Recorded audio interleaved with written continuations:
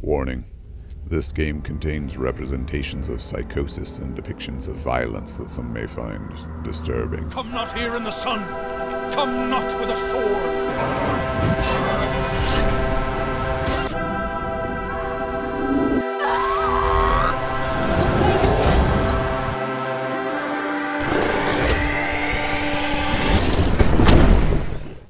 Greetings, I am DragynBlack, and it is my pleasure to present to you what I consider to be the greatest video game of 2017, Hellblade: Senua's Sacrifice. So, we're already well into 2018, and Hellblade's been out for a while, so I actually hope you're already well familiar with this title. But just in case you missed it, Hellblade, produced by Ninja Theory, is a downloadable title exclusive to the PlayStation 4. I'm often asked what type of games are my favorites, and I usually respond with a short list of gameplay features I prefer. These include open-world, choice-based, open-ended 100-hour-plus sandboxes with endless customization and character creation options. I am not generally a fan of linear hack-and-slash action games that can be beaten in an afternoon.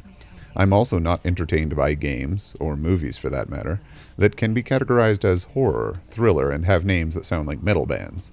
I will likely never review a COD, RE, MOBA, Battle Royale, or anything from Ubisoft. They're fine products, they've shaped modern gaming, and they all reek of ennui and cliché.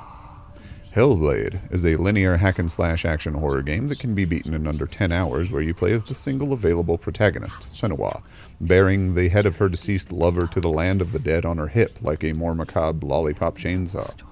It is an absolute masterpiece. But this isn't the first time that Ninja Theory has sneaked past my preconceptions, having produced the breathtaking Heavenly Sword for the PS3 back in 2007. Do you sense a thematic continuity? These titles are reminiscent of my favorite films, such as Ghost in the Shell, Chocolate, Princess Mononoke, and Sucker Punch. Action-oriented, yes, but deeply thematic and emotionally stirring. Powerful tales of strong women. First, there's the sound of this game. The audio effects of Hellblade were recorded using binaural audio, and it is strongly recommended that you play with surround sound headphones so that you can hear the voices in Senua's head. Oh, she heard us. There's no going back. Then, of course, the visuals. The imagery of Hellblade is truly awesome and terrific as per the etymological origins of those words, invoking what Edmund Burke referred to as the sublime, technically resolute, aesthetically stimulating, and evocative of monstrous imagery. Or maybe that's just me, which touches upon an important aspect of this game's direction. The production team worked alongside the University of Cambridge's Health and Neuroscience Department to create an experience that would simulate an individual's struggle with psychosis, of which Senua herself is literally fighting to overcome. As such, what I hesitate to refer to as optical illusions, or perhaps sensory suggestions, feature prominently. Psyche is spectral, and this game elucidated that point for me in that a great deal of the sensory experiences of Hellblade seemed, well, frankly, perfectly natural, even familiar to me. As I said, the horror genre, not scary, but the disassociation of physical noumena from the words that we use to conceptualize phenomena, terrifying. Another interesting feature of this game is that Ninja Theory, well versed in the production of big-budget A-list titles, built this game on a relative shoestring indie-esque budget. The animations of Senua are not animations, strictly speaking, but a motion-captured performance by Ninja Theory's own in-house video editor, Melina Juergens. Juergens had been helping the team test their new mocap system when the decision was made to feature her in the starring role. Some of the textures on Senua herself were actually hand-painted, then scanned, rather than rendered, as this was less expensive, yet arguably even more impressive.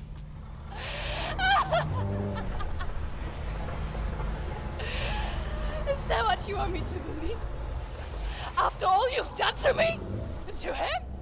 Juergens was not alone in her breakthrough performance, though, being accompanied by the very skilled Andy Serkis, who voiced King Bohan in Heavenly Sword, and whom you likely know as Gollum from The Lord of the Rings, or more recently as Ulysses Claw from the Marvel Cinematic Universe. They can break you, but not your promise.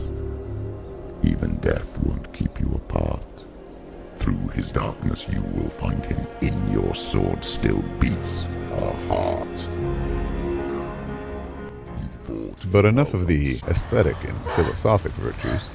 We want to kill some bad guys, and there is no shortage of killing to be done. The combat of Hellblade might be thought of as simple, but I mean that in a positive light. Light attack, heavy attack, dodge, block, counter, and a sort of contextual melee button that might be a punch, kick, or shoulder depending on where in the combo it's used. Straightforward, but very engrossing and very satisfying. It feels something like a cross between God of War sans QuickTime and For Honor sans directional defense.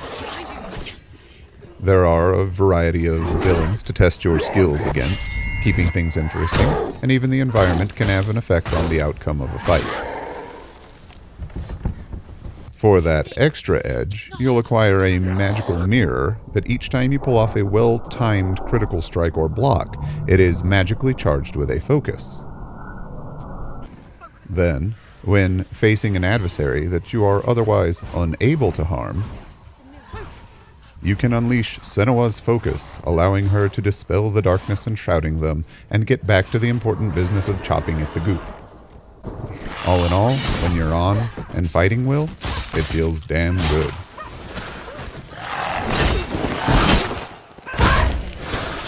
Defend it!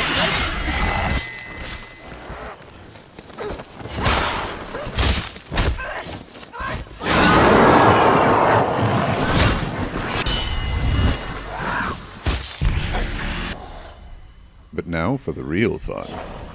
So what if, despite your impressive combat techniques and the voices in your head discouraging you all the way, you still manage to find yourself surrounded by shrouded villains with no focus in a room that is growing ever darker, until, despite being full health and dancing gingerly around their attacks, you are suddenly cut down.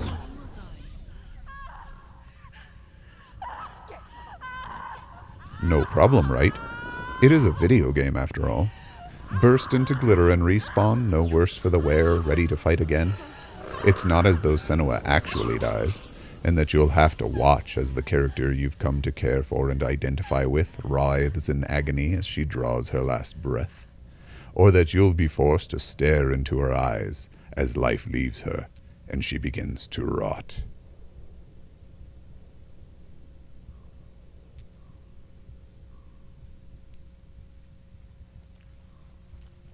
Yes, you do get another life, another attempt, but it does not come without consequence.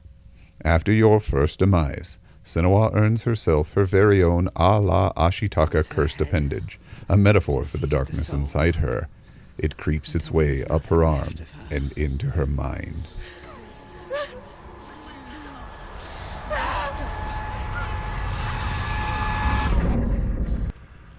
The dark rot will grow each time you fail. If the rot reaches Senua's head, her quest is over, and all progress will be lost, your game deleted.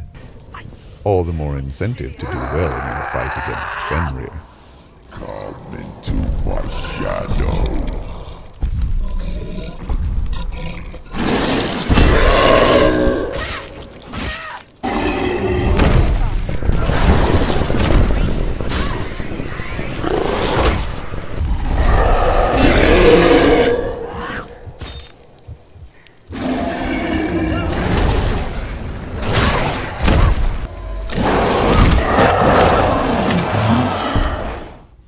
Of course, it's not all fighting.